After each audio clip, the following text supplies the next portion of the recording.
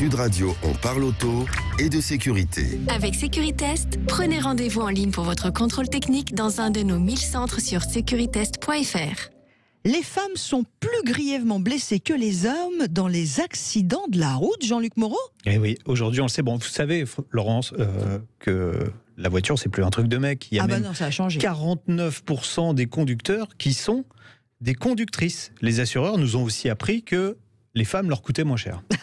Oui, parce qu'a priori, on a moins d'accidents. Ça veut dire qu'on conduit mieux que les hommes, en fait. Alors, j'irai pas jusque-là. Moi aussi, les femmes ont plus d'accidents au volant, mais ils sont en général moins graves. Alors aujourd'hui, c'est une étude de l'Institut américain de sécurité routière. Elle est parue jeudi, donc c'est tout récent, qui remue un peu plus le couteau dans la plaie de cette guéguerre homme-femme au volant.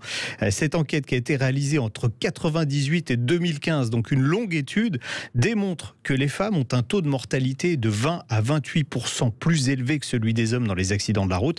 Autre chiffre qui fait peur, elles ont 37% de chances de plus d'être grièvement blessées.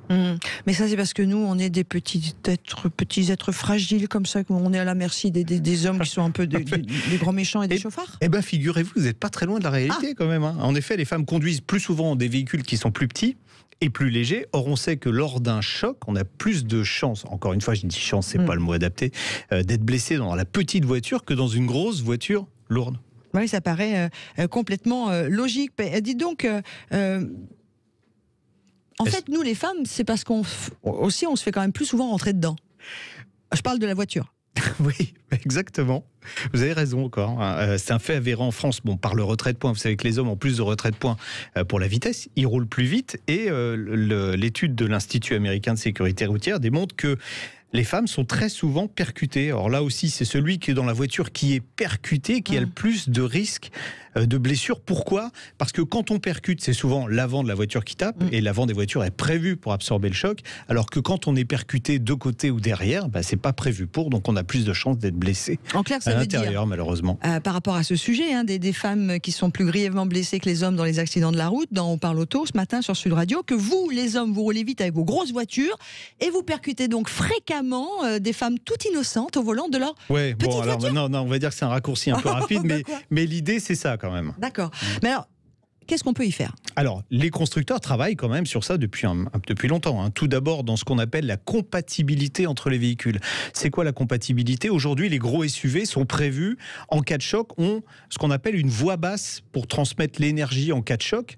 Donc, ça permettra, en cas de choc, avec une petite voiture, de mieux absorber le choc et de pas trop déformer la partie supérieure de la petite voiture. Il y a également les systèmes automatiques de freinage qui arrivent sur pratiquement tous les nouveaux véhicules qui arrivent sur le marché aujourd'hui ont un système de freinage automatique qui évitera de percuter la petite voiture qui est devant. Donc ça va s'améliorer. D'ailleurs, on reparlera de tout ça, bien évidemment. Avec les nouveaux chiffres qui arriveront bientôt. Merci pour cet comment on pourrait d'avoir éclairage, non mais c'est pas moi. Éclairer notre lanterne sur ce sujet important. Allez, tout de suite, ce que je vous propose, c'est une autre question auto.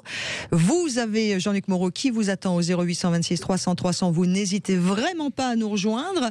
Vous avez une question auto, nous sommes là pour ça. Sud Radio, on parle auto et de sécurité. Avec Sécuritest, prenez rendez-vous en ligne pour votre contrôle technique dans un de nos 1000 centres sur securitest.fr. On va également dire bonjour à tous ceux qui nous suivent sur la page Facebook de Sud Radio. Brigitte, bonjour. Dites donc, Medeb, Cédric, qui dit femme au volant, mort au tournant, c'est fini ça. C'était à l'époque de nos tontons et de nos tatas. Stéphane, bonjour. Il y a beaucoup de gens qui nous disent bonjour. Il y a notre Sébastien également qui est là. Merci de nous rejoindre aussi sur la page Sud Radio. Facebook évidemment. On a Guy du Tarn qui nous rejoint au 0826 300 300, un numéro de téléphone qui est le vôtre. N'hésitez pas à nous appeler. Bonjour Guy. Bonjour Guy. Oui, bonjour. On vous écoute.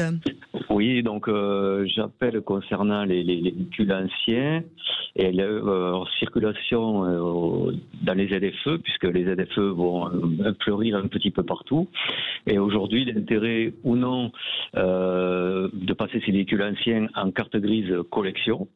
Ça, c'est la première question. Et ensuite, tous les véhicules qui ne peuvent pas prétendre à une carte grise collection, donc qui ont moins de 30 ans, et qui ne peuvent pas non plus rentrer dans les ZFE parce qu'ils sont d'avant 2000, etc. Voilà. ZFE, Jean-Luc ? Bon, c'est des zones, on va dire, de circulation Zone restreinte, faible émission. zone faible émission, mais de circulation restreinte, c'est-à-dire certains véhicules qui, vous savez, il y a les petites vignettes critères aujourd'hui que tout le monde devrait avoir sur son pare-brise, mais il y a plein de voitures qui l'ont encore pas, qui vous autoriseront ou non à circuler dans certaines zones. Je vous mettrais au défi, si je vous demandais aujourd'hui dans Paris avec quoi on a le droit de circuler, de pouvoir répondre. Non, mais c'est compliqué. Puis, c'est compliqué. Bon, alors, sur les voitures anciennes qui n'ont pas de vignette critères, parce qu'on ne peut pas obtenir de vignette critères. Effectivement, il y a un problème pour ce qu'on appelle les Youngtimers. Les Youngtimers ne vont plus pouvoir circuler dans ces zones-là.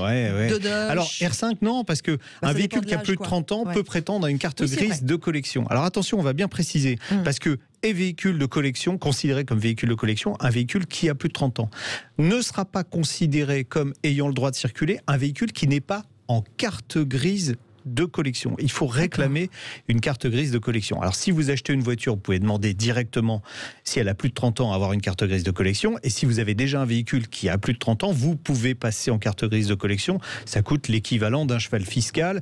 Et aujourd'hui, le site de la NTS n'est pas trop mal fait, on s'y perd pas trop, on arrive à faire changer sa carte grise rapidement. L'équivalent d'un cheval fiscal, vous voulez bien nous rappeler, monsieur Moreau? 50 € à peu près. D'accord, ok, voilà. Très bien. Mais avec une carte grise de collection, Guy peut rouler partout. Alors, avec une carte grise de collection, pour le moment, parce que c'est en discussion, la Fédération française des véhicules de l'époque est en discussion justement avec toutes les villes qui vont mettre en place des ZFE pour savoir si ces véhicules qui font partie du patrimoine, qui roulent très peu, c'est moins de 1000 km par an, donc en fait en termes de pollution c'est franchement négligeable. Et supprimer le patrimoine, c'est un peu comme si on disait, tiens par exemple, on va reconstruire Notre-Dame, mais on va enlever les vitraux, puis on va mettre du double vitrage parce que c'est plus isolant. Non, le patrimoine doit rester tel qu'il est, on doit le préserver, donc on doit encore autoriser ces véhicules à circuler, à une exception près, ils n'ont pas le droit de circuler pendant les pics de pollution, ce qui paraît normal. Ils n'ont pas le droit de circuler à ce moment-là. Quels sont les avantages maintenant et les inconvénients de la carte grise de collection? Alors dans les avantages, le principal, ça sera de pouvoir rouler tout le temps, sans limitation d'horaire, sans limitation de zone. Donc ça sera un avantage. Il devrait y avoir, je pense, une vignette qui va être faite pour ces véhicules de collection. Ensuite, vous avez un contrôle technique tous les 5 ans, au lieu d'un contrôle technique tous les 2 ans. En plus, c'est un contrôle technique allégé. Donc il y a beaucoup de défaillances critiques qui ne sont plus des défaillances critiques qu'une voiture ancienne.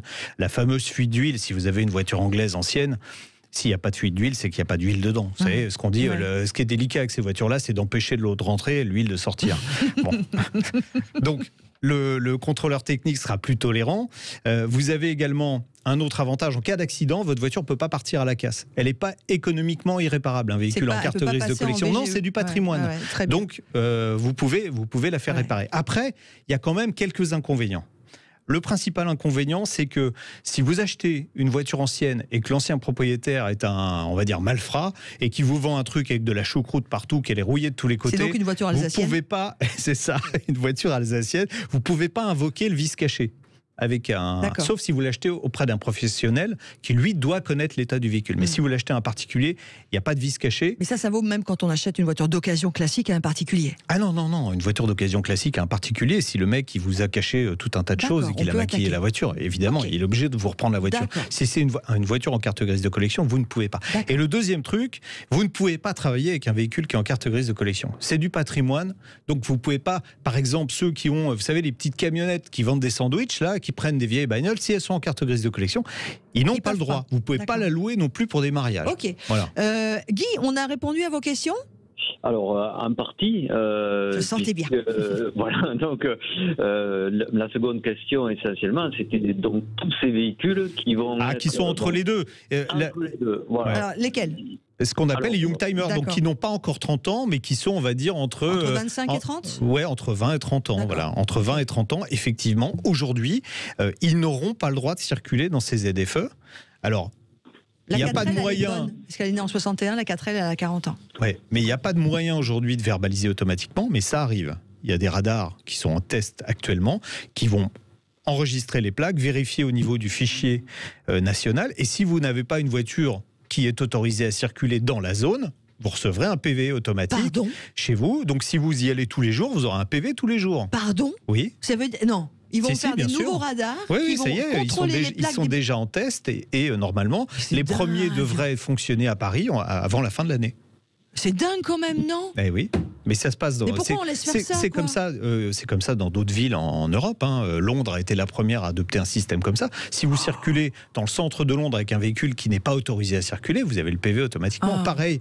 Donc, il y a beaucoup de villes en Italie, Rome, Milan. C'est la même chose. C'est pas pour ça. C'est des systèmes de verbalisation automatique. C'est une caméra qui enregistre les plaques d'immatriculation. Donc, pour répondre à notre ami Guy, il vaut mieux qu'il passe toutes ses voitures de collection. Vaut mieux passer toutes celles qui ont plus de 30 ans en carte grise de collection. Par contre, les Youngtimers, malheureusement, il pourra continuer à aller se balader dans la campagne avec, mais il faudra attendre qu'elles aient 30 ans pour pouvoir re-rentrer dans les villes où il y aura des zones de restriction. Bon, en tout cas, c'était clairement expliqué. Merci beaucoup, Guy. On vous souhaite un super week-end. Vous êtes où, vous ?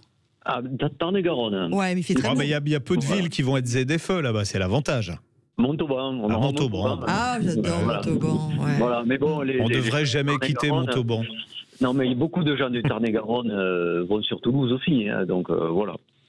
Mais vous avez une région qui est tellement belle pour se balader en voiture ancienne. Franchement, moi qui suis un grand amateur, j'adorerais habiter dans une région comme ça. Venez, on vous. Oui, je sais. Vous nous invitez, surtout qu'on y mange bien. Bon, écoutez, quand vous voulez, j'ai tous les copains qui pourront vous faire voir de très très belles voitures et vous pourrez en profiter. Il n'y a aucun problème. Et alors moi je viens et moi c'est aussi vin et gastronomie. Nous ça va être comme ça, voiture, vin et gastronomie. On vous embrasse. Le vin pas avant de conduire. Non, mais moi je conduis pas, je suis à la Ah oui, Et puis on peut boire avec modération et apprécier les jolies choses. Voilà.